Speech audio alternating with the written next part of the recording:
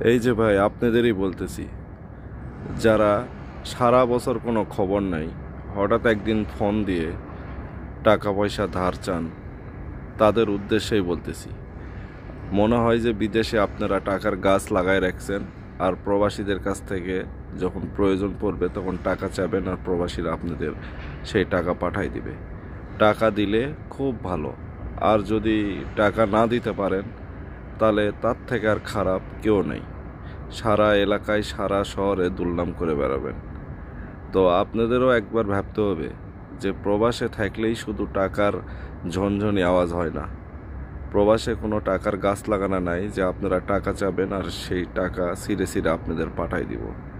আপনাদেরও একটু লজ্জা শরম হওয়া উচিত যে আপনাদের থেকে আমরা অনেক বেশি পরিশ্রম করতেছি। পরিশ্রম করে নিজেরা খাবার খেয়ে তারপরে পরিবারের চাহিদা মেটানোর পরে অবশিষ্ট কি থাকে? কিছুই থাকে না। শুধু আমি না, সকল প্রবাসীদের আপনারা জিজ্ঞাসা করে দেখবেন, সেম কথা বলবে।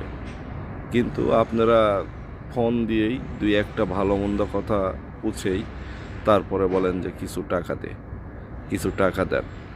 ভাই, টাকা থাকলে আমরা প্রবাসে পড়ে থাকতাম না। আমরাও আপনাদের মতো দেশেই গিয়ে পায়ের পর পা তুলে রেখে বসে থাকতাম, শুয়ে থাকতাম। তবে টাকা পয়সা চাওয়ার আগে একবার ভাবেন যে সেই অপর দিকের মানুষটারও অবস্থান কি পর্যায়ে আছে বা কি অবস্থানে আছে। শুধু টাকা চাইবেন, দিতে পারলে ভালো, না দিতে পারলেই সারা এলাকা সারা শহর দুর্নাম করে বেড়াবেন। এটা ঠিক না।